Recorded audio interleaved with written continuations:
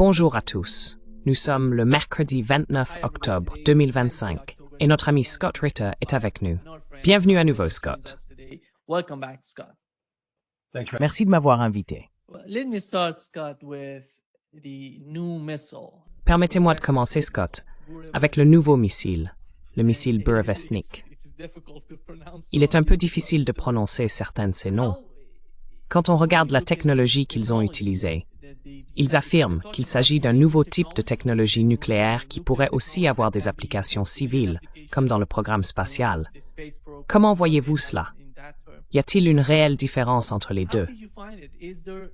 Parce que ce nouveau missile est un missile de croisière, et l'avant-garde était un missile balistique, si je ne me trompe pas.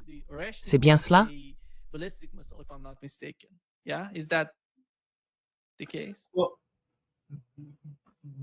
Eh bien, je suppose que la genèse de ces deux systèmes d'armes provient de points de départ différents. Le Burevestnik est un système issu de la décision de Donald Trump en 2019 de se retirer du traité sur les forces nucléaires à portée intermédiaire.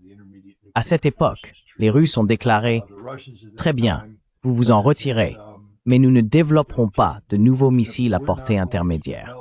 Nous instaurerons un moratoire volontaire, à moins que vous ne déployiez des missiles à portée intermédiaire en Europe. » Et malheureusement, nous l'avons fait. Nous avons déployé un système de lancement, un lanceur de type Aegis Ashore Mark 41, qui n'était pas équipé de Tomahawk, bien qu'il aurait pu l'être, mais qui était équipé du missile SM-6 Typhoon.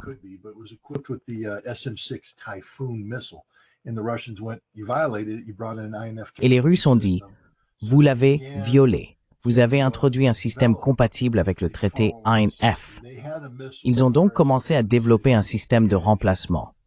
Ils disposaient d'un missile, le RS-26, qui était en cours de développement au moment de la négociation du traité New START.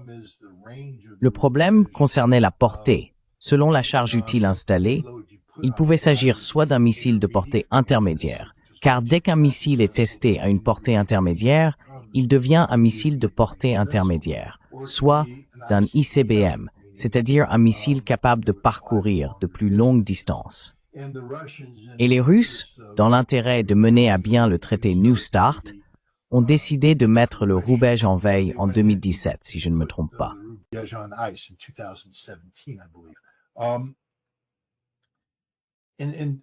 Et donc, ce qui s'est passé, c'est qu'avec l'opération militaire spéciale en cours et les menaces d'utilisation de missiles Attack-MS, les Russes ont décidé de passer de la recherche et du développement à la création d'un système opérationnel. Ils ont développé, en très peu de temps, ce missile appelé le Roubaix. C'est un dérivé du RS-26, mais il utilise une technologie entièrement nouvelle. Les Russes n'en parlent pas beaucoup, mais d'après certaines informations de renseignement rendues publiques, il utilise un étage propulseur issu du missile Yars, qui est un ICBM. Il pourrait utiliser un deuxième étage provenant du missile Sarmat, un ICBM avancé, qui, je crois, n'a été testé en vol qu'une seule fois.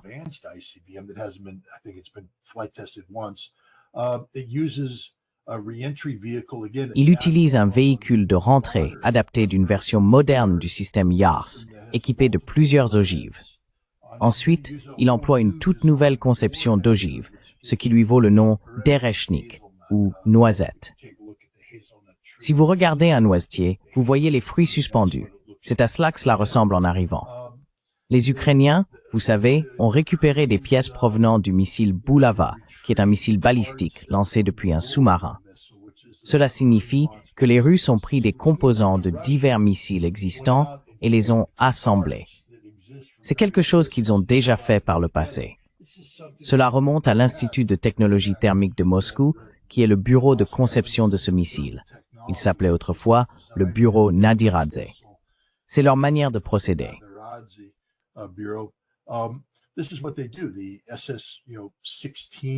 Le missile SS-16 est devenu le SS-20, qui est ensuite devenu le SS-25.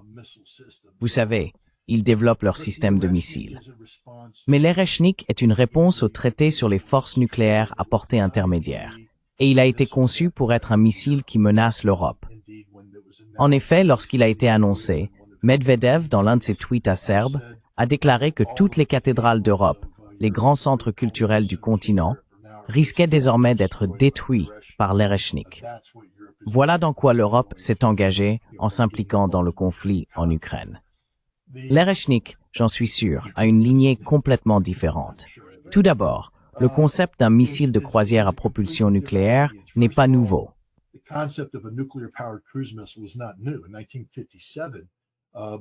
En 1957, l'industrie de la défense soviétique a émis une demande pour un missile de croisière à propulsion nucléaire. Les Russes et les États-Unis essaient d'en développer un depuis cette époque. Nous en avons construit un. Je crois qu'on l'appelait le Scram, mais je n'en suis pas sûr. Sauf que le nôtre était sale. Lorsque nous avons essayé de le faire voler, il laissait simplement une traînée de déchets radioactifs dans l'air. Nous avons dit, c'est irréalisable, cela n'a aucun sens. Et nous avons arrêté. Les Russes ont continué pendant la guerre froide. Puis ils l'ont mis en veille, comme beaucoup d'autres projets, à la fin de la guerre froide. L'Union soviétique a manqué d'argent et la Fédération de Russie était en faillite. Donc beaucoup de ces projets sont simplement restés en suspens.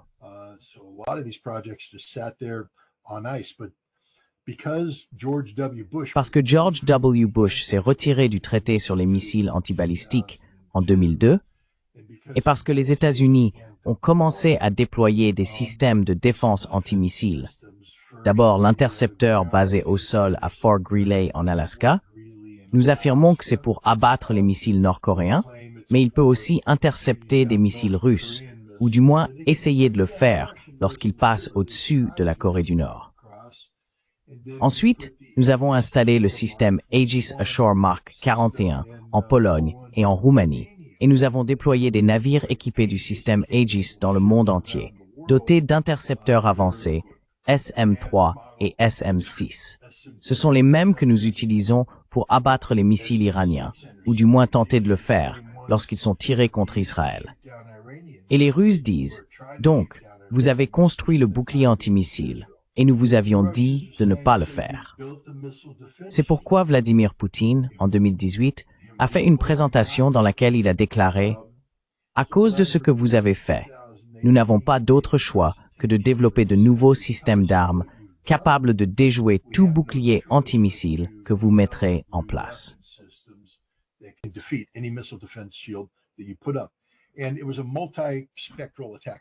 Et c'était une attaque multispectrale, une approche à large spectre visant à comprendre comment surmonter la défense antimissile. L'un des systèmes qu'ils ont annoncé était le Sarmat, un missile balistique intercontinental lourd doté de plusieurs ogives. Ce qu'il faut savoir à propos du Sarmat, c'est que sa portée lui permet de ne pas survoler le pôle Nord, qui est la trajectoire d'attaque standard où nous avons aligné tous nos radars d'alerte précoce. C'est pour cela que nous apprécions le Groenland. Il nous offre une alerte anticipée.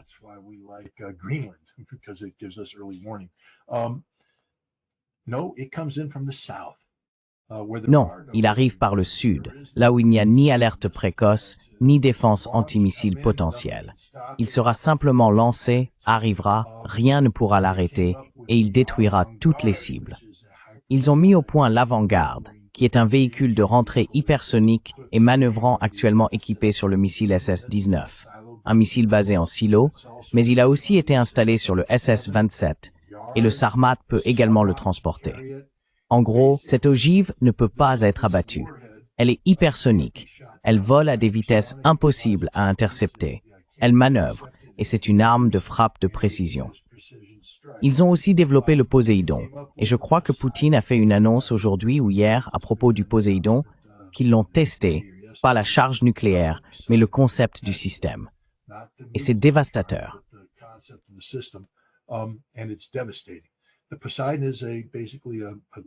Le Poséidon est essentiellement une grande torpille nucléaire, d'une puissance d'environ 100 mégatonnes, qui serait lancée pour se positionner au large des côtes des États-Unis ou de tout autre pays possédant des voies navigables côtières.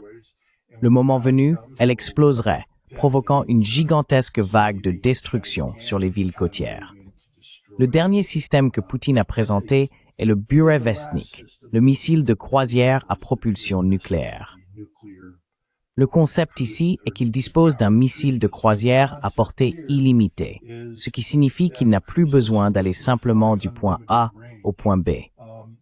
Il peut contourner la défense aérienne, échapper à la défense antimissile, arriver par le sud et voler indéfiniment. Il pourrait également être lancé de n'importe où, de sorte que les Russes n'auraient pas à le maintenir sur des batteries côtières proches de la cible.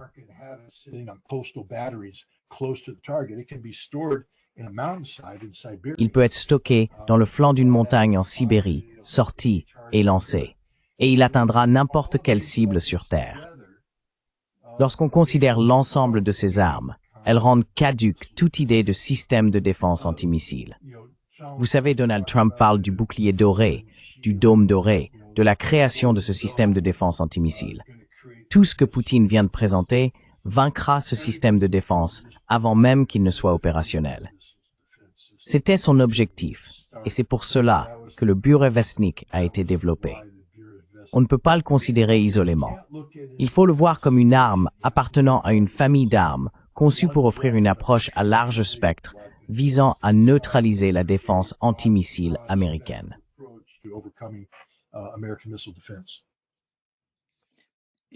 Est-ce suffisant pour que l'Europe n'intensifie pas le conflit en Ukraine? Reçoivent-ils le message de la Russie? L'Europe ne peut pas intensifier son engagement en Ukraine. Que veux-tu dire par là? Que va faire l'Europe? J'adore toujours cette question. Que va faire l'Europe? Donne-moi une seule chose que l'Europe va faire en Ukraine. Une seule. 2000 légionnaires français, ils sont morts dès le premier jour. Littéralement, ils franchissent la ligne de départ. Ils meurent. 5 avions de chasse? Où ça? Quels avions? Ils vont construire une usine d'avions de chasse en Ukraine. Combien de temps penses-tu que ça tiendra avant d'être détruit? Il n'y a rien que l'Europe puisse faire à part injecter plus d'argent dans tout ça. Et l'argent n'achète pas des hommes. Le problème de l'Ukraine en ce moment, c'est le manque de main-d'œuvre. Un manque aigu de main-d'œuvre. Il y a déjà un nombre important de mercenaires sur place, mais il n'y a pas assez de temps. Ils n'ont plus le luxe du temps. On ne peut pas passer 4 mois à former une armée de mercenaires. Ceux qui partent maintenant reçoivent 2 semaines d'entraînement, sont envoyés sur la ligne de front et ils meurent. C'est tout. Donc il n'y a rien que l'Europe puisse faire. Ce ne sont que des paroles. Que des paroles. Que des paroles, littéralement. Ils ne peuvent rien faire.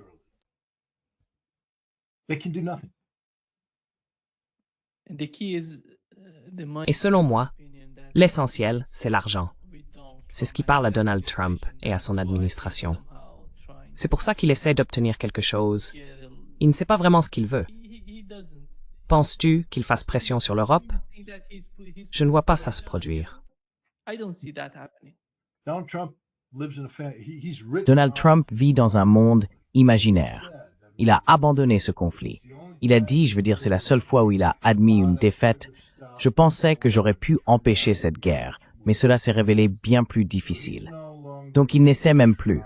Il a dit à l'Europe, c'est votre affaire. Celle-là, c'est pour vous. Faites-le. Écoutez, ils viennent juste de faire.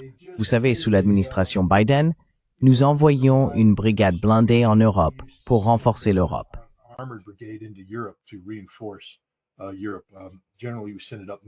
En Europe. En général, nous l'envoyons vers le nord. Donc elle opère en Pologne et dans les États baltes, effectue une série d'exercices, puis détache quelques bataillons qui descendent en Roumanie pour s'occuper des États balkaniques. Ensuite, nous sommes passés à 2 brigades. Nous avons donc la brigade du Nord et maintenant une brigade du Sud. Les États-Unis viennent d'annoncer qu'ils en ont terminé.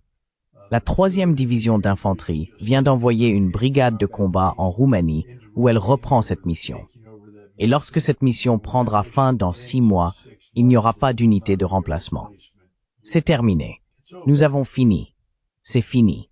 Nous n'allons pas faire la guerre contre la Russie en Ukraine. L'affaire est réglée.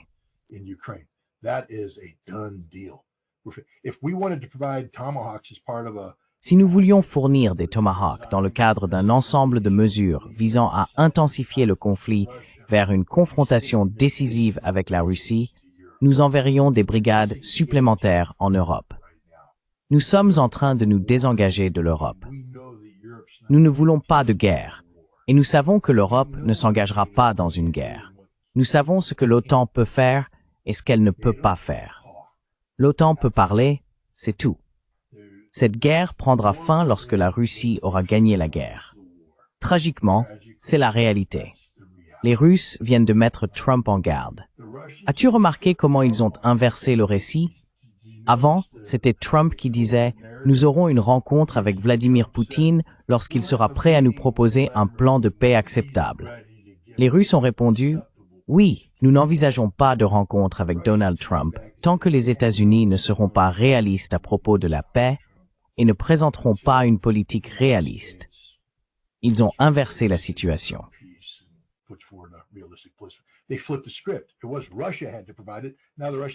C'était à la Russie de le fournir. Maintenant, les Russes disent « Non, nous sommes satisfaits de ce qui se passe ici.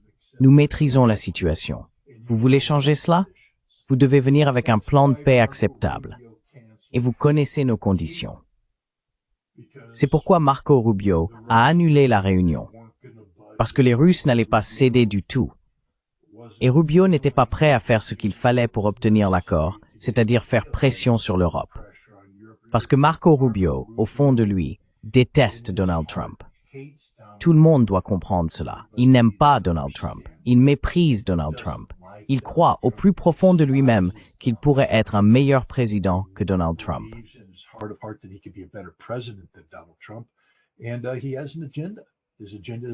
Et il a un programme. Son programme, c'est la guerre. C'est un néoconservateur dans l'âme. Donald Trump aurait dû le savoir. Mais vous savez, Donald Trump a pris 100 millions de dollars de Miriam Adelson. Vous savez, Rubio était censé être vice-président, mais Trump a dit non, je ne supporte pas cet homme. Je ne peux pas être avec lui tous les jours. Alors, à la place, il l'a nommé secrétaire d'État. Mais maintenant, il est à la fois secrétaire d'État et conseiller à la sécurité nationale.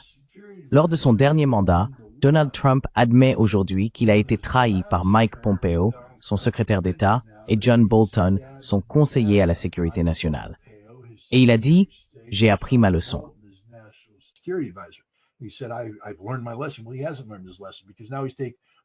Eh bien, il n'a pas tiré la leçon, car maintenant il a pris Pompeo et Bolton, les a fusionnés en une seule personne, et c'est Rubio qui le déteste, qui le trahit à chaque étape.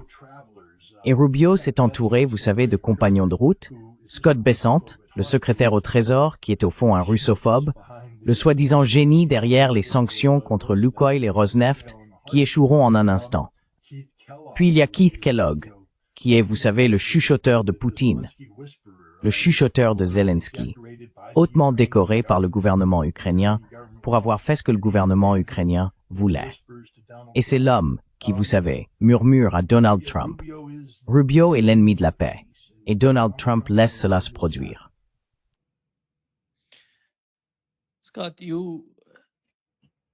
Scott, tu es allé en Russie, et nous en avons déjà parlé.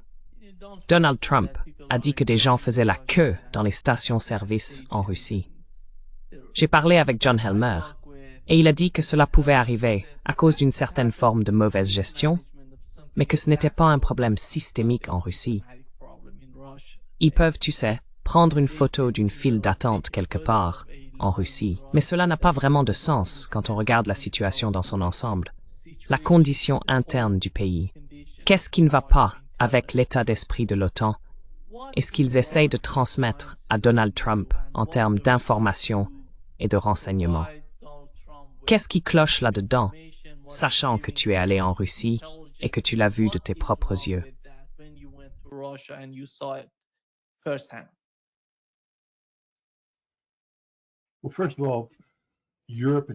Eh bien, tout d'abord, l'Europe et l'OTAN n'existent pas dans un monde régi par la réalité.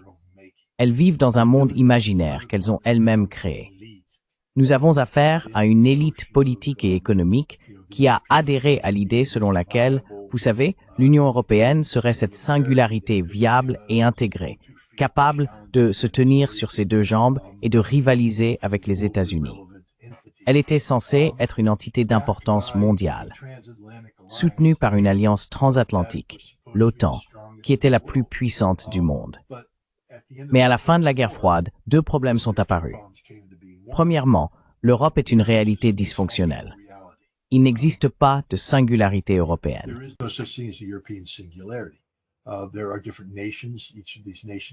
Il existe différentes nations, et chacune de ces nations a ses propres priorités. Il y a une Europe de l'Est, une Europe de l'Ouest, une vieille Europe, une nouvelle Europe, une Europe du Nord et une Europe du Sud. Elles sont toutes différentes, et vous ne parvenez pas à les rassembler. Même lorsque l'Union européenne était relativement en bonne santé, souvenez-vous de la crise grecque si vous vous en rappelez, la différence entre les deux grandes banques concurrentes, les politiques libérales de Paris et les politiques conservatrices de l'Allemagne, ne s'est jamais comblée. Et c'était à l'époque où l'Union européenne était considérée comme en bonne santé. Aujourd'hui, l'Union européenne est dysfonctionnelle. Ces deux grandes banques ne fonctionnent plus.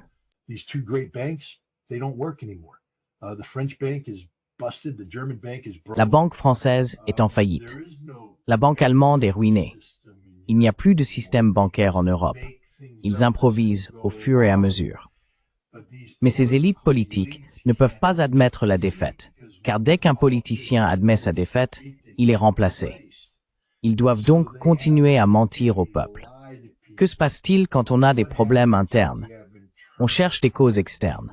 L'OTAN ne peut pas être maintenue sans menace. Nous avons donc commencé à étendre l'OTAN dès le début, dans les années 1990, quand la Russie était faible. L'idée était, nous allons considérer la Russie comme une menace potentielle. Nous devons nous étendre pour maintenir la Russie à terre, pour justifier cela.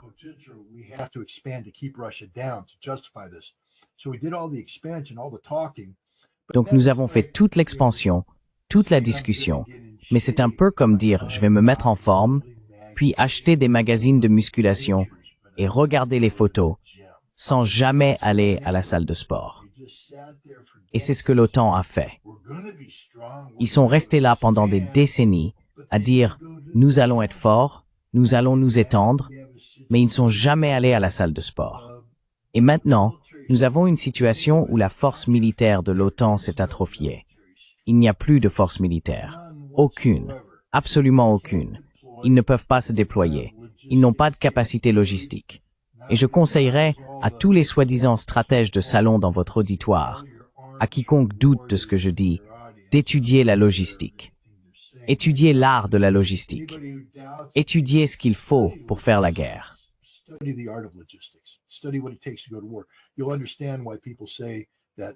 Vous comprendrez pourquoi on dit que la tactique est l'affaire des amateurs. La logistique, c'est là qu'on gagne les guerres. C'est là que réside votre génie. Étudiez la logistique française. Examinez le dernier grand exercice logistique français. Combien de troupes ils ont pu déplacer, sur quelle distance et comment ils ont pu les soutenir. Et soudain, vous réalisez que l'idée que la France envoie une force expéditionnaire en Europe, en Ukraine, est une plaisanterie absolue, parce qu'ils en sont incapables. La seule nation disposant de capacités logistiques durables à l'échelle mondiale, ce sont les États-Unis d'Amérique. Nous le faisons mieux que quiconque dans le monde. Et nous nous préparons à nous désengager de l'Europe.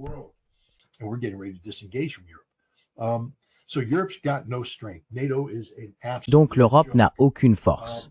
L'OTAN est une véritable plaisanterie. Mais ces politiciens ne peuvent pas admettre la défaite. Et regardez-les en ce moment. Regardez Macron. La France est un cas désespéré. Regardez Scholz. L'Allemagne s'effondre économiquement à l'heure où nous parlons. Regardez chaque nation. Regardez Starmer. Même l'Italie rencontre des problèmes. Donc, l'Europe n'est pas en bonne santé. Nous assistons à l'effondrement de l'Union européenne. Nous avons déjà vu de profondes fractures au sein de l'Europe, et elles ne feront que s'aggraver. Fractures économiques, fractures politiques. Et l'OTAN elle-même est incapable de prendre une décision unifiée. C'est une organisation dysfonctionnelle qui, en ce moment, est menée par le bout du nez par les pays baltes et les Polonais.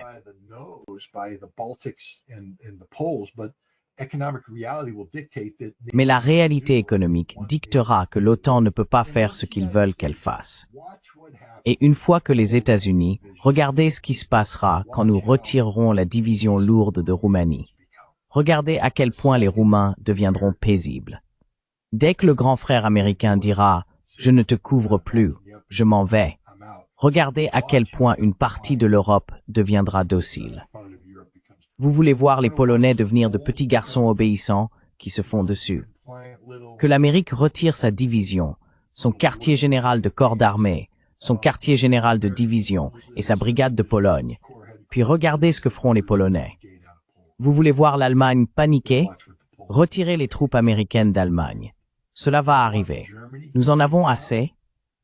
Nous en avons assez de l'Europe. Nous en avons assez de la stupidité de l'Europe.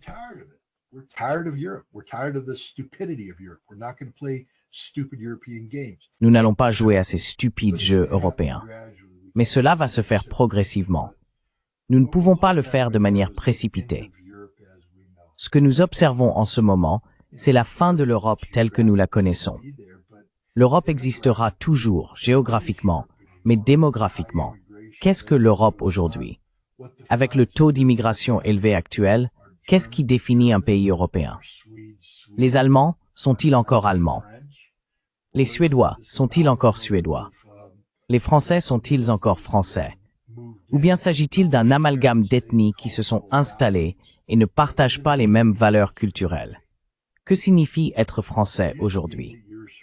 Autrefois, cela voulait dire que l'on était en quelque sorte catholique romain et porteur des valeurs françaises classiques.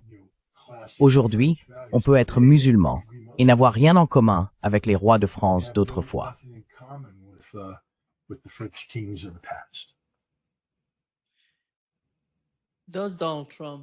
Donald Trump ressent-il la menace de laisser la guerre en Ukraine entre les mains des Européens? Si quelqu'un fait quelque chose de stupide, comme attaquer la Russie depuis la Pologne ou depuis l'Allemagne, Ils ne vont pas le faire. Il n'y a pas de si là-dedans, Nima. Il n'y a tout simplement pas de si. Littéralement, il n'y a pas de si. Tu ne peux pas formuler un plan concevable. Personne ne le peut. Combien de soldats polonais vont attaquer la Russie? Quand, où et comment? Avec quelle armée? Ils n'en ont pas. c'est pour soi, il n'implique que les États-Unis. Je ne parle pas de ça. Je viens de te le dire. Nous n'allons pas le faire. C'est fini. Ça n'arrivera pas. Nous n'allons pas nous faire avoir. Il n'y aura pas de guerre de l'OTAN contre la Russie parce que l'OTAN n'a absolument aucune capacité. Aucune. Zéro. Rien. Tout l'avantage est du côté de la Russie, clairement. Donc je ne perds pas trop de sommeil à ce sujet. Je m'inquiète davantage d'une confrontation stratégique entre les États-Unis et la Russie que d'une provocation européenne, parce que l'Europe est brisée. Ils sont brisés. Il n'y a pas aujourd'hui en Europe une armée capable de soutenir une campagne en Ukraine pendant plus d'un mois de manière significative. Logistique, logistique, logistique.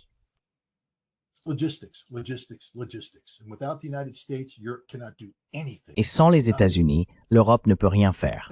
Rien du tout. 2000 soldats français, c'est de cela qu'ils parlent. 2000. L'Ukraine perd entre 2300 et 3000 soldats par jour. Donc la France est prête à fournir assez de troupes pour se sacrifier sur le champ de bataille pendant moins de 24 heures. Et c'est tout.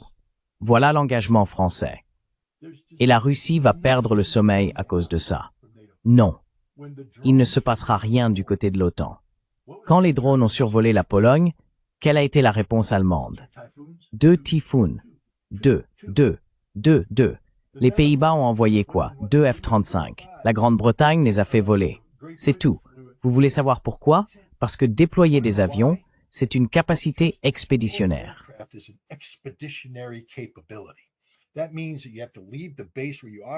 Cela signifie que vous devez quitter la base depuis laquelle vous opérez et aller vers une autre base prête à vous accueillir, à entretenir vos avions, à les ravitailler, à assurer tout le soutien nécessaire. Et l'Europe n'a absolument aucune capacité pour cela. Vous ne pouvez pas simplement prendre une escadrille française et la faire voler vers un aérodrome polonais pour y opérer, à moins d'y avoir une infrastructure française en place. Elle n'existe pas. C'est le défaut fatal de l'OTAN. Autrefois, il y avait de l'interopérabilité. Dans les années 1980, l'OTAN était conçue pour être une force interopérable, de sorte qu'une base de l'OTAN en valait une autre, et ainsi de suite. Si vous deviez transférer une escadrille de F-15 de Spangdahlem à Bitburg, vous pouviez le faire sans hésiter. Les Allemands pouvaient déployer des F-104 sur n'importe quelle base, car l'infrastructure existait. Nous nous entraînions à le faire.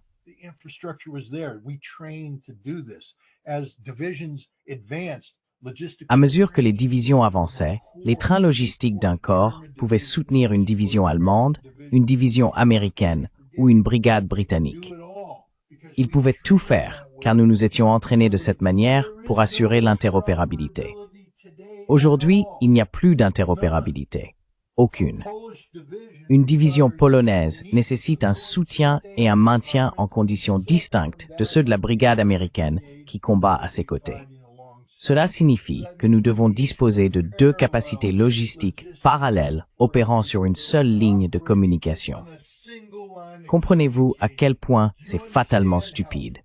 Parce que si vous connaissez la logistique, vous savez de quoi je parle.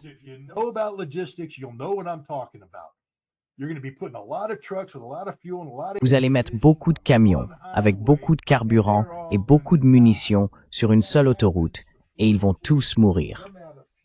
Quand cela arrivera, les troupes déployées en avant n'auront plus de carburant, plus de munitions, et elles se feront tuer. C'est la réalité de cette guerre. Pour que l'OTAN combatte la Russie, il faut passer par l'Ukraine pour atteindre la Russie. Ils n'y arriveront pas. Ils mourront avant d'y parvenir. C'est la réalité. L'OTAN est une plaisanterie. Ils ne s'entraînent pas pour faire cela, et ils n'ont pas le temps de s'entraîner pour le faire. Il nous a fallu des décennies d'efforts concertés, en dépensant des centaines de milliards de dollars pour former l'OTAN à devenir l'armée qui existait. L'alliance militaire qui existait à la fin des années 1980, la plus grande alliance militaire jamais créée. Rien ne s'en approchera jamais.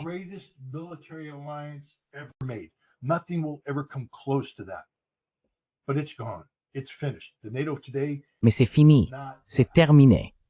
L'OTAN d'aujourd'hui n'est plus cela. Ils ne peuvent pas faire ça. Ils n'en ont plus la capacité et ils ne pourront jamais la reconstruire, car tout reposait sur la grande puissance des États-Unis d'Amérique. À l'époque où nous avions 300 000 soldats déployés en avant en Allemagne de l'Ouest, où nous avions des bases militaires partout en Allemagne de l'Ouest, tout cela n'existe plus aujourd'hui. Nous avons 30 000 soldats en Allemagne. Allons, voyons. Nous en avions 300 000, et nous pouvions en déployer immédiatement 250 000 de plus en 10 jours. Le matériel était déjà prépositionné en Allemagne. Il ne nous restait plus qu'à faire venir les troupes par avion, les faire rejoindre le matériel. Tout était entretenu, prêt à l'emploi. Démarrer le moteur, entièrement chargé pour le combat, partir en guerre. Nous ne pouvons plus faire ça aujourd'hui, pas même de près.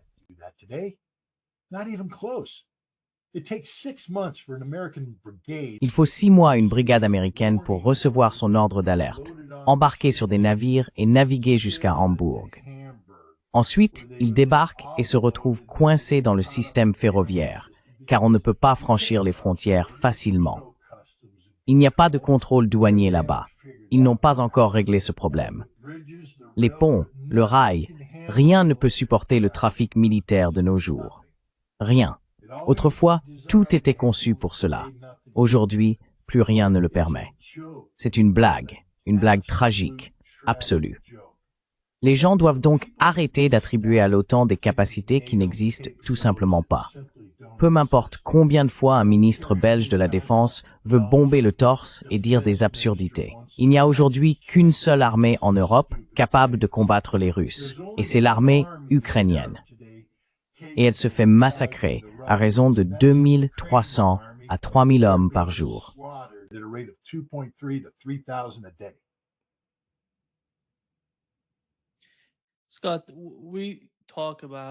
Scott, nous parlons de la perception du peuple russe.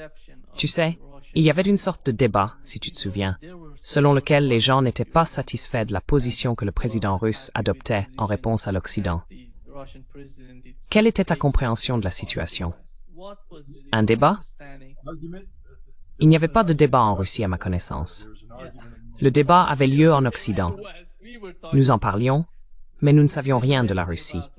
Mais les personnes qui suivaient les médias russes me disaient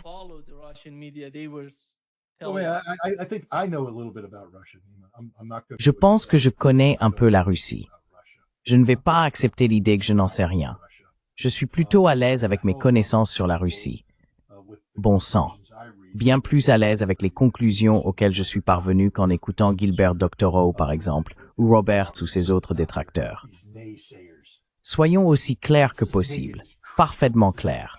La Russie est une nation qui dispose d'une presse libre. Je sais que cela en surprendra beaucoup, mais il existe une blogosphère, des gens qui tiennent des blogs, et tout comme leurs homologues occidentaux, ils cherchent à attirer des clics. Ils veulent des vues.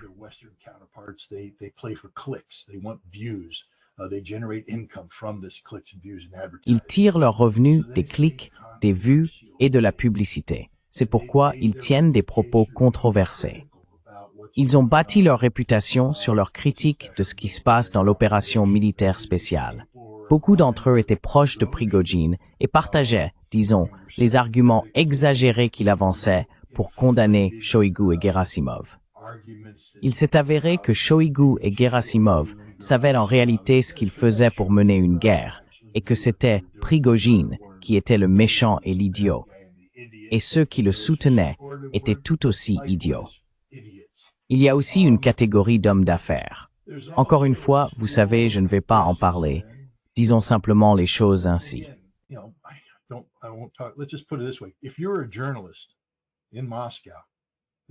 Si vous étiez journaliste à Moscou dans les années 1990 et que c'est là que vous aviez établi vos contacts, comprenez que ces contacts ne sont plus vraiment viables aujourd'hui.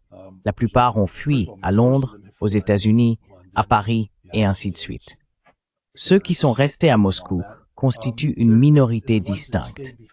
Il n'existe plus vraiment d'éléments politiques pro-occidental viables. Avant l'opération militaire spéciale, peut-être 15 à 20%.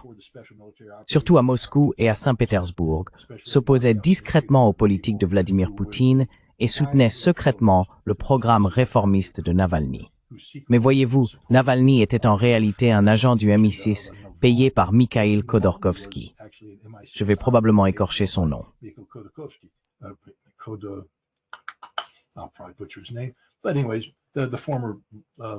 Bref, l'ancien oligarque arrêté par Poutine parce qu'il s'était mêlé de politique, envoyé en prison, Khodorkovsky, ou quelque chose comme ça. Ça commence par un K, ça se termine par ski, et il y a beaucoup entre les deux. Mais le fait est qu'il est aujourd'hui contrôlé par le MI6 et qu'il dirige diverses choses. Si tu répètes ça, tu es un imbécile, un sacré imbécile. Et pas seulement ça, tu es un idiot, parce que tu es censé être un expert de la Russie. Tu devrais connaître les origines de ce dont tu parles. Tu sais, recruter des amis russes dans les années 1990 était très facile, parce que tout le monde était fasciné par l'Occident. Ils voulaient tous traîner avec les Occidentaux. Essaye donc de recruter des amis russes aujourd'hui.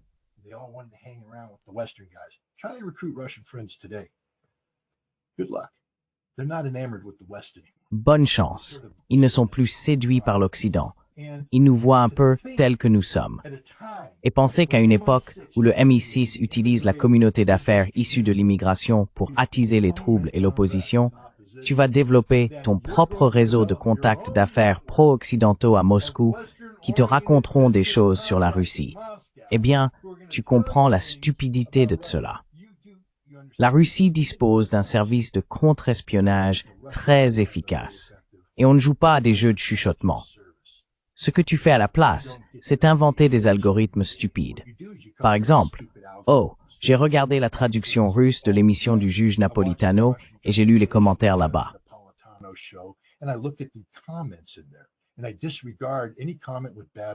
Et j'ignore tout commentaire rédigé en mauvais russe, car ce sont des Russes stupides. Je ne prends en compte que les commentaires de personnes qui parlent bien le russe.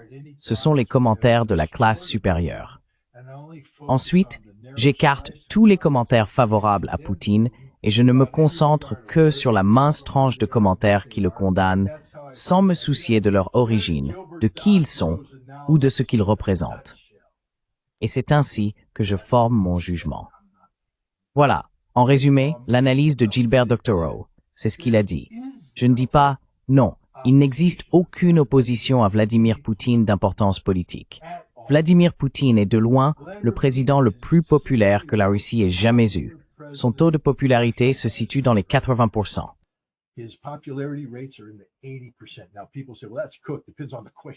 Maintenant, les gens disent « eh bien, c'est truqué ». Cela dépend de la question que vous posez. Je ne sais pas. Aimez-vous votre président? Oui. La vie est-elle meilleure aujourd'hui? Oui. Ce sont, à mon sens, les questions pertinentes. Et le peuple russe l'a élu, l'a réélu tout récemment, avec un pourcentage très élevé en temps de guerre, alors que la guerre ne se déroulait pas forcément très bien. Et ils ont dit, nous te faisons confiance pour apporter la victoire. Le peuple russe est déterminé à obtenir la victoire en Ukraine, sans limite de temps. Donc si vous avez des idiots finis, comme Doctorow et d'autres, qui insinue qu'il y aurait, en quelque sorte, un calendrier lié à cela. Que les Russes perdraient patience. Bon sang, ils ne connaissent rien à la Russie.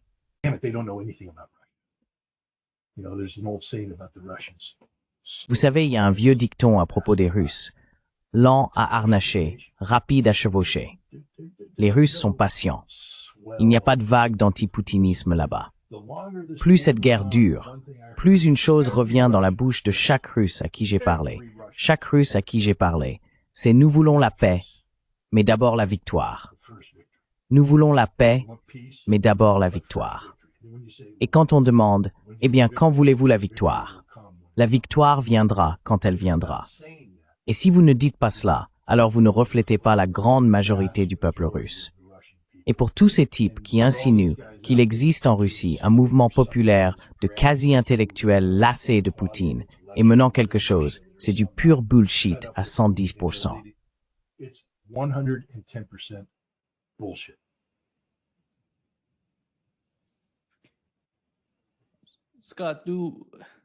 Scott, en étant en Russie et en parlant avec les gens là-bas, ont-ils le sentiment qu'il faut améliorer la relation entre la Russie et l'Europe? Ou considèrent-ils que l'Europe n'est plus un partenaire viable?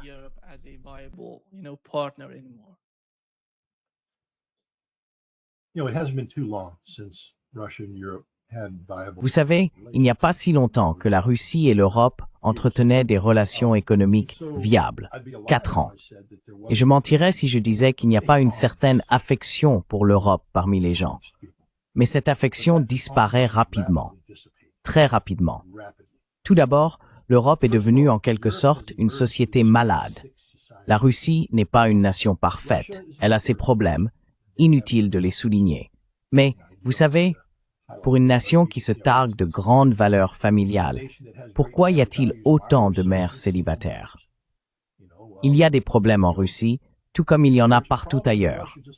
Mais les Russes sont conscients de leurs problèmes. Je peux vous dire que je ne peux pas marcher dans les rues de Paris à minuit, au hasard, sans ressentir de la crainte.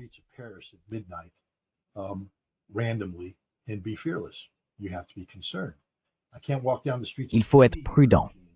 Je ne peux pas marcher dans les rues d'aucune ville européenne après minuit sans être inquiet. Je ne peux pas non plus marcher dans les rues d'aucune ville américaine après minuit. Je pourrais marcher dans les rues de, eh bien, je sais qu'il y a un endroit à Moscou où je pourrais aller pour boire un verre. Enfin, je ne sais pas où c'est, mais je suppose simplement que comme partout ailleurs dans le monde, il y a de mauvais endroits. Mais je ne l'ai pas encore trouvé, et je ne le cherche pas.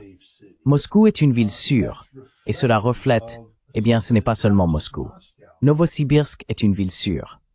Irkoutsk est une ville sûre. Yekaterinbourg est une ville sûre. Kazan est une ville sûre. Volgograd est une ville sûre. Vous savez, Grozny est une ville très sûre.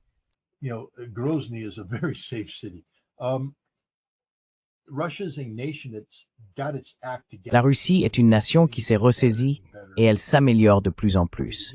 Je veux dire, oui, elle est freinée par les sanctions. Ne faisons pas semblant que les sanctions n'ont pas de coût. Toute économie est censée fonctionner, vous savez, dans une certaine normalité des relations avec les économies voisines. Normalement, les transactions se font librement. Ici, la Russie est sanctionnée.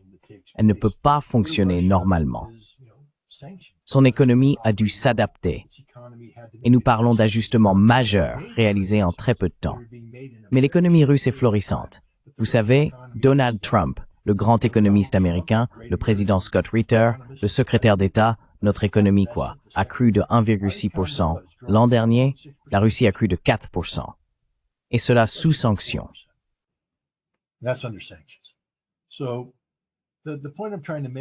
Donc, ce que j'essaie de dire, c'est que le peuple russe aimerait entretenir de bonnes relations avec l'Europe, mais il n'a plus le sentiment d'en avoir besoin. En fait, j'étais à l'hôtel Métropole, et pendant un bref et éclatant moment, c'était comme la Russie d'autrefois, car le Métropole était rempli de visages ronds. Vous savez, des Blancs venus d'Europe et d'Amérique qui venaient en Russie, comme nous le faisions dans le bon vieux temps. Les Européens, les Américains venaient en Russie pour rencontrer les Russes, et tout allait bien. L'hôtel ressemblait à celui des beaux jours. Puis, un par un, les visages ronds sont partis. Je me souviens être allé prendre mon petit déjeuner le dernier matin. J'étais le dernier visage rond au Métropole. Que des Chinois. Chaque table était occupée par des délégations chinoises. Et c'est ça, Moscou. Les Chinois sont là.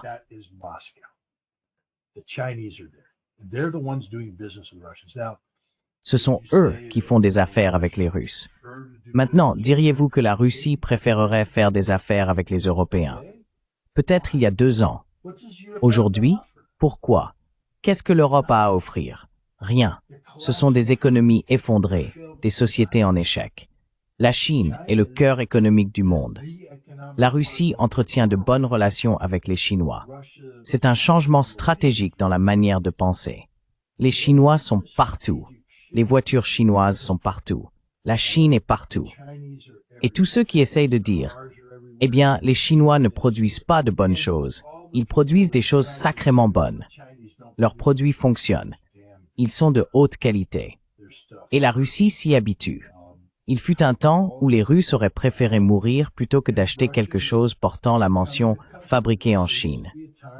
Aujourd'hui, ils sont heureux d'acheter quelque chose fabriqué en Chine parce que c'est de bonne qualité.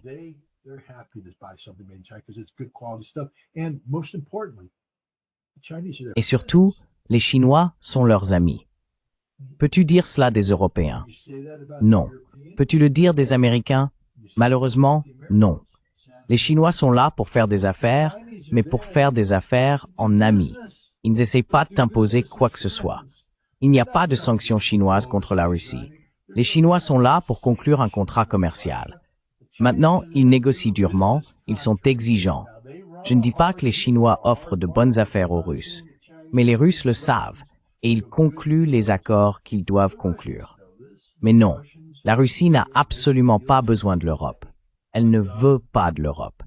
Je veux dire, si un jour les relations s'améliorent, l'Europe devra simplement attendre son tour. Il n'y aura pas de « Oh, vous êtes Européens, passez devant ».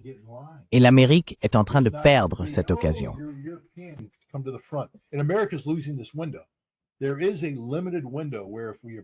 Il y a une fenêtre limitée pendant laquelle, si nous améliorons nos relations avec la Russie, nous pourrions être invités à passer devant dans certaines files. Mais je pense que nous avons déjà manqué cette occasion, à cause du durcissement de la position russe envers les États-Unis, pour inverser la situation, comme je l'ai déjà dit, en disant « Non, ce n'est pas à nous de proposer une option viable pour la paix. C'est à vous de le faire. Et tant que vous ne le ferez pas, nous ne voulons pas vous rencontrer. » C'est une nouvelle réalité. C'est un durcissement de leur position. Cela reflète le fait que la Russie n'a pas besoin des États-Unis. Et nous venons de le prouver. Nous avons sanctionné leurs 2 plus grands producteurs de pétrole. Est-ce un acte d'amitié? Est-ce quelque chose qui va pousser les Russes à dire « Nous voulons vraiment faire affaire avec vous » ? Non. La Russie veut faire affaire avec le peuple chinois.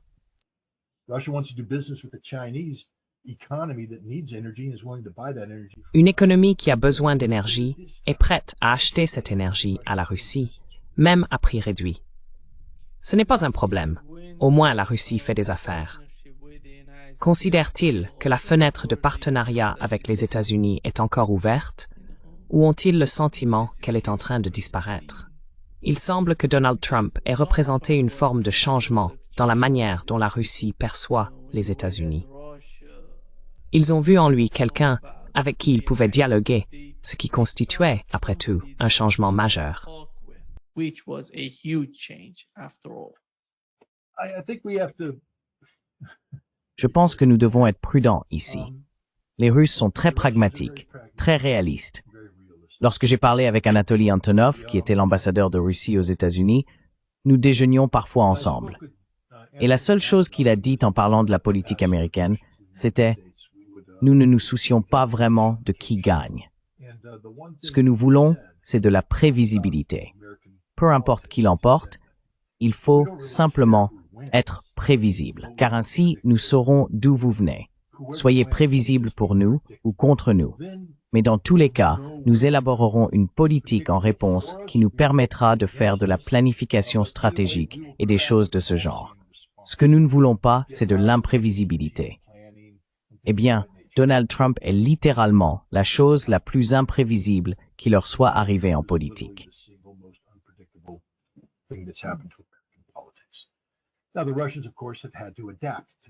Les Russes, bien sûr, ont dû s'adapter à cela. Je ne vais pas prêter des paroles au gouvernement russe. Ce n'est pas mon rôle. Ils peuvent s'exprimer eux-mêmes. Je dirais ceci. D'après ce que j'ai compris, les Russes ont dit ce qu'il fallait dire pour créer la possibilité de meilleures relations entre les États-Unis et la Russie. Mais ils n'ont fondamentalement rien changé à leur manière de faire des affaires ou de fonctionner. Donc, même s'ils ont parlé de créer une opportunité pour de meilleures relations, le fait que les États-Unis n'aient pas su en tirer parti n'a eu aucun impact significatif sur la Russie, car la Russie n'a modifié aucune de ses réalités fondamentales sous-jacentes.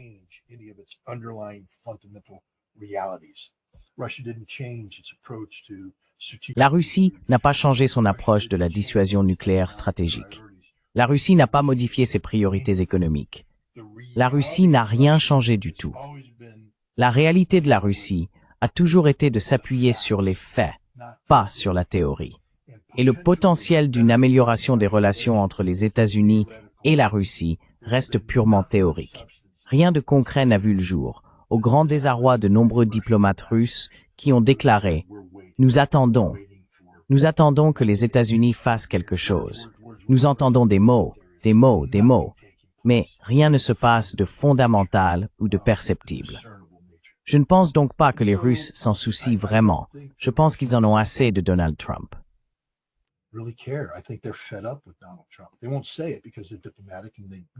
Ils ne le diront pas, car ils sont diplomates et espèrent toujours de meilleures relations.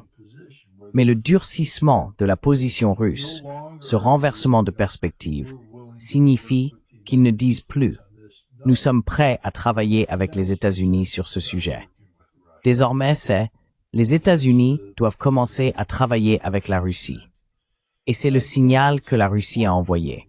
Je pense qu'il est important qu'il l'ait fait, car il y avait une reconnaissance du fait que les propos de la Russie étaient mal interprétés par les États-Unis comme un signe de faiblesse. Non pas parce que la Russie était faible, mais parce que cela permettait à des gens comme Marco Rubio, Keith Kellogg et Scott Bessent de dire « Oh, voyez, les Russes n'adoptent pas une position ferme. »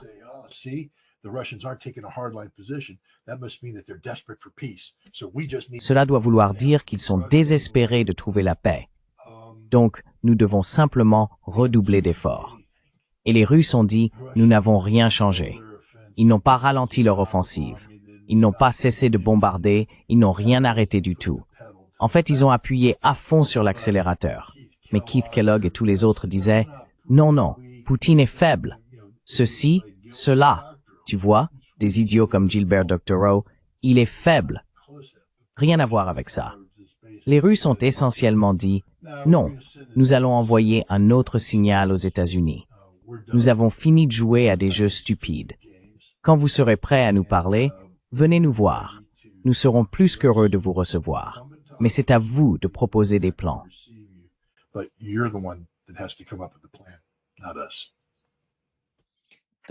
Washington comprend-il à quel point le partenariat entre la Russie et la Chine est profond? Russia and China. They're about to get a lesson. I think, Ils sont sur le point de recevoir une leçon.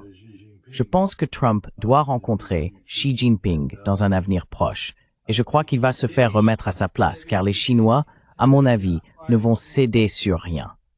En fait, ils vont redoubler d'efforts sur les minéraux rares, et ils vont dire à Trump d'aller se faire voir en ce qui concerne le pétrole russe.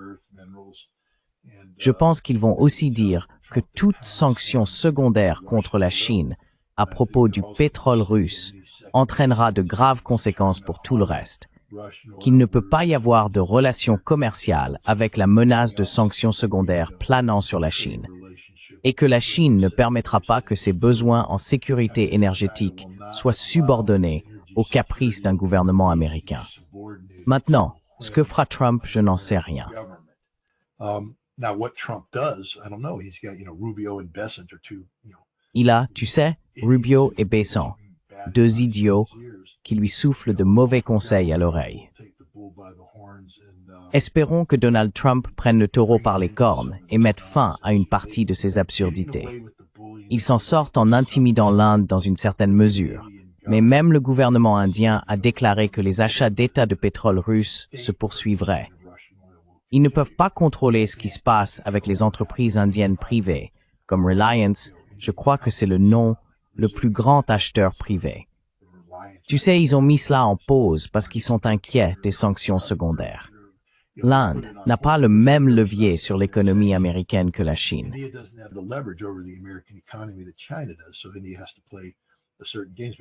Donc l'Inde doit jouer un certain jeu. Mais même l'Inde ne va pas se détourner de la Russie. Regardez, elle vient de signer d'importants contrats avec la Russie dans le domaine de l'aviation. Les Russes ont construit un avion de ligne russe entièrement composé de pièces russes. Merci, l'Amérique. Je suis sûr que Boeing est ravi que la Russie se soit désormais affranchie de la nécessité d'entretenir une relation contractuelle continue avec Boeing. Même chose pour Airbus. La Russie produira son propre avion de ligne, et l'Inde va maintenant aider la Russie à cet égard.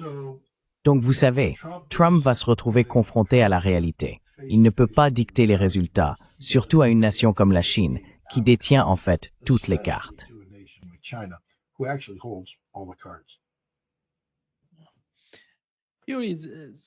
Voici ce qu'a déclaré le vice-ministre russe des Affaires étrangères Sergei Ryabkov à propos de la situation, le partenariat, le type de relation entre l'Iran et la Russie.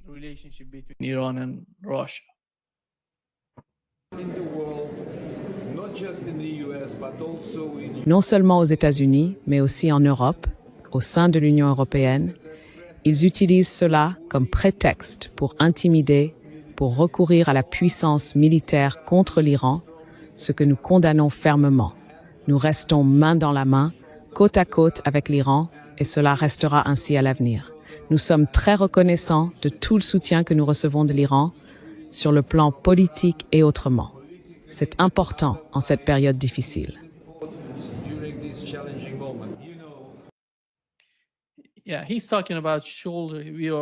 Oui, il parle de se tenir côte à côte, main dans la main avec les Iraniens.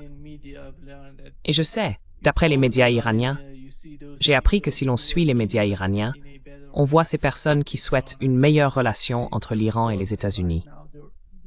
Elles sont acculées en ce moment. Elles perdent leur influence.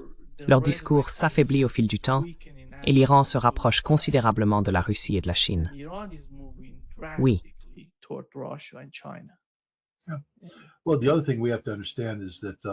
L'autre chose que nous devons comprendre, c'est que, vous savez, pendant la guerre de 12 jours, c'est l'Iran qui n'a pas ratifié l'accord cadre stratégique avec la Russie. Beaucoup de gens disaient « Oh, regardez, la Russie n'est pas un partenaire fiable. Ils n'ont pas fait ceci, cela ou autre chose. » Non, c'est l'Iran qui a échoué à le faire, ce qui a d'ailleurs été confirmé par l'un des principaux responsables iraniens.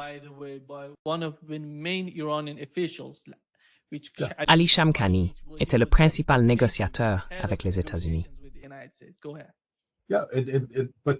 Allez-y. Oui, mais la raison, c'est qu'il gardait la porte ouverte à de meilleures relations.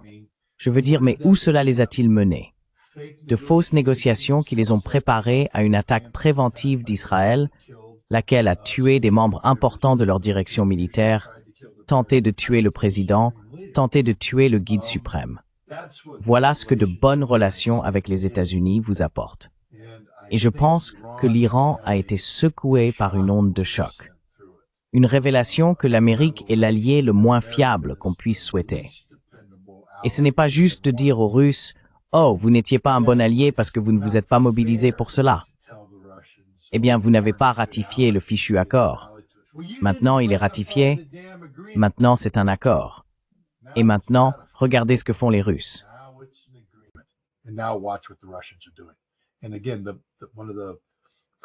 Et encore une fois, l'un des exemples les plus clairs de cela est que, parce que les Iraniens n'ont pas agi assez tôt, la Russie est maintenant en train de rattraper son retard. L'idée est de renforcer l'Iran au point qu'il existe une dissuasion efficace contre la poursuite des attaques d'Israël et des États-Unis.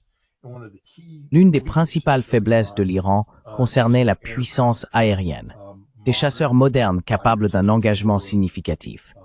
Nous savons, je ne sais pas si vous avez vu les différentes interviews à la télévision iranienne avec les pilotes, comment ils parlaient de verrouiller les avions israéliens et de les forcer à rompre le contact. C'est une chose, mais ils n'étaient pas réellement capables de les menacer. Je veux dire, ils n'ont abattu aucun avion israélien, mais ils ont pu réagir, se rapprocher, verrouiller avec le radar et forcer les Israéliens à interrompre leur profil d'attaque. Ce qui appelle l'assaut.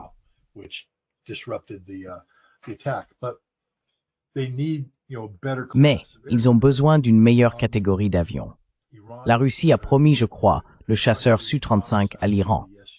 Mais vous savez, on ne peut pas simplement claquer des doigts et faire en sorte que cela se réalise.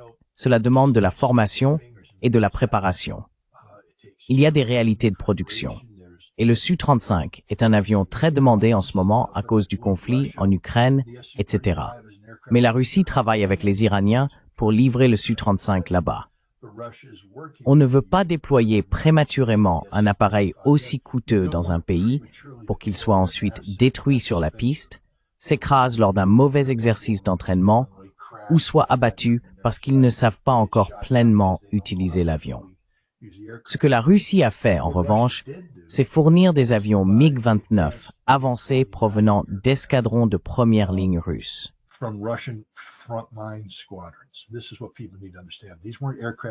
C'est ce que les gens doivent comprendre.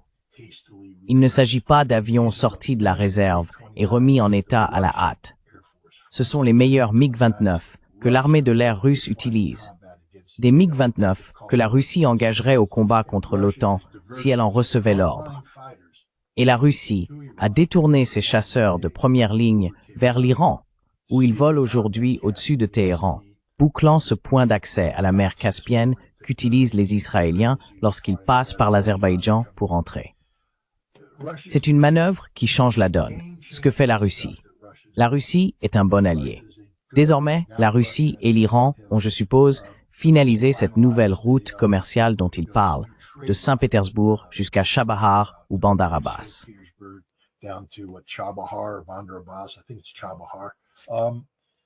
Je pense que c'est Chabahar.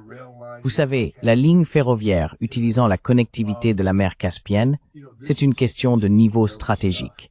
Cela va créer des lignes de communication intérieures. Pour ceux qui étudient la logistique, cela signifie que la Russie et l'Iran pourront entretenir des échanges économiques sans craindre d'interdiction sur des lignes étrangères. Vous ne verrez pas la marine des États-Unis arrêter des navires ou imposer un blocus. Ce sont des lignes de communication internes.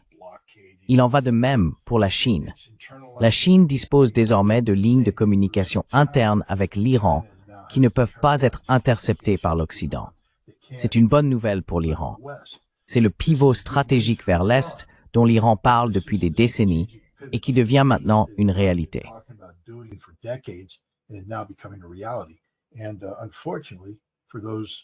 Et malheureusement pour ces gens-là, vous savez, je ne peux pas les condamner. Je suis américain, j'aimerais avoir de bonnes relations avec l'Iran. Et je ne peux pas condamner les Iraniens de vouloir de bonnes relations avec l'Occident. Mais après la guerre de 12 jours, si vous croyez encore que l'Occident est un partenaire fiable, alors vous avez un problème. À ce moment-là, je me dis que vous allez au-delà du simple vœu pieux. Et peut-être que vous ne pensez pas aux meilleurs intérêts de l'Iran. Peut-être que vous travaillez pour quelqu'un d'autre, car aucun esprit logique aujourd'hui ne peut raisonnablement affirmer que les États-Unis et l'Europe conviennent mieux à l'Iran que la Russie ou la Chine.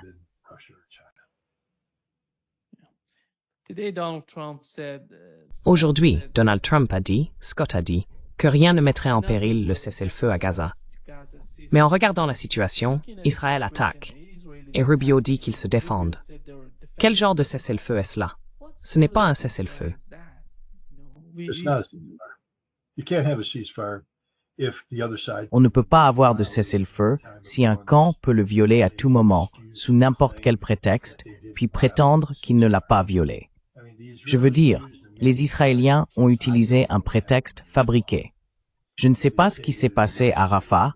Ils disent qu'un soldat israélien a été attaqué, mais il est clair pour presque tout le monde que le Hamas n'a pas de présence à Rafah. Donc, qui que soit l'auteur de cette attaque contre le soldat israélien, si une telle attaque a réellement eu lieu, ce n'était pas le Hamas. Et pourtant, Israël a ensuite lancé une frappe majeure et tué une centaine d'enfants. Est-ce cela, la centaine d'enfants? Ils ont affirmé, « Nous n'avons pas violé le cessez-le-feu et nous sommes prêts à continuer. » Non, ça ne fonctionne pas comme ça. On ne peut pas recourir volontairement à la force et ensuite prétendre que le cessez-le-feu est toujours respecté.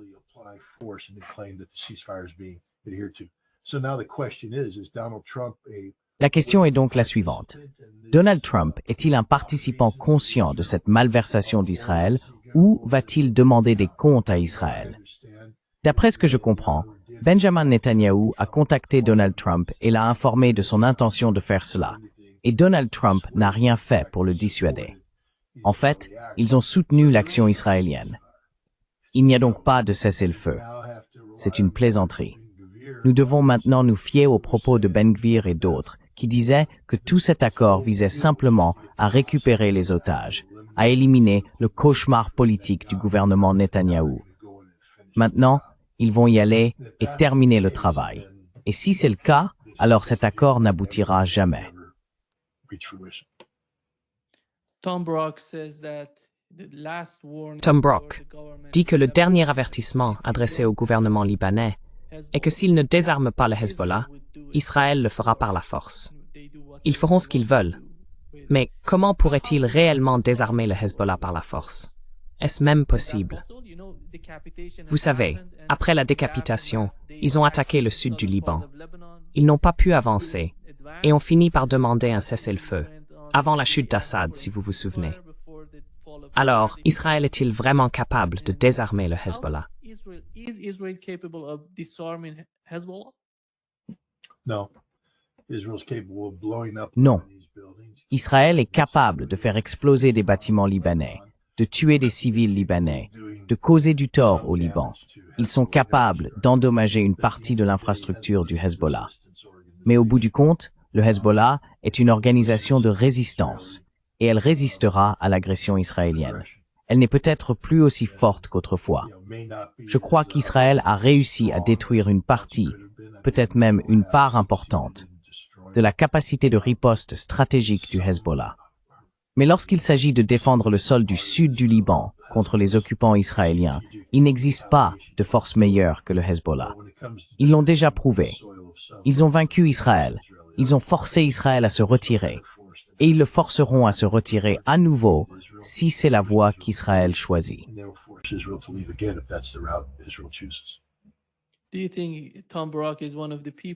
Penses-tu que Tom Brock fait partie de ceux qui réfléchissent réellement aux politiques des États-Unis au Moyen-Orient, ou se contente-t-il simplement de répéter ce qu'on lui a dit? Qui est Tom Brock? Quelle est sa fonction? Et quelle importance a-t-il parmi les décideurs, dans l'esprit de ces décideurs aux États-Unis?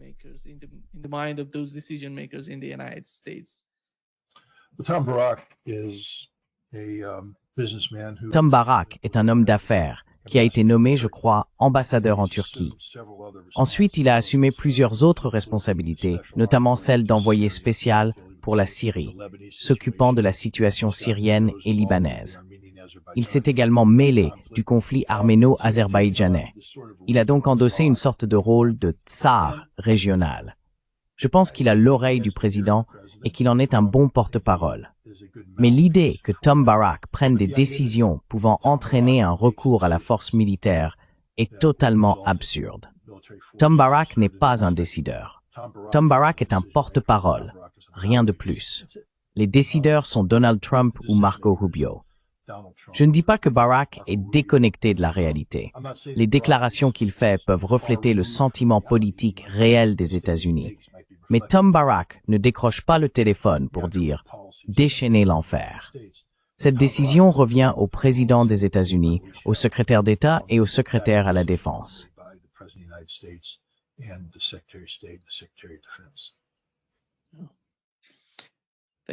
Merci beaucoup, Scott, d'être avec nous aujourd'hui. C'est toujours un grand plaisir. Thanks for having me. Merci de m'avoir invité.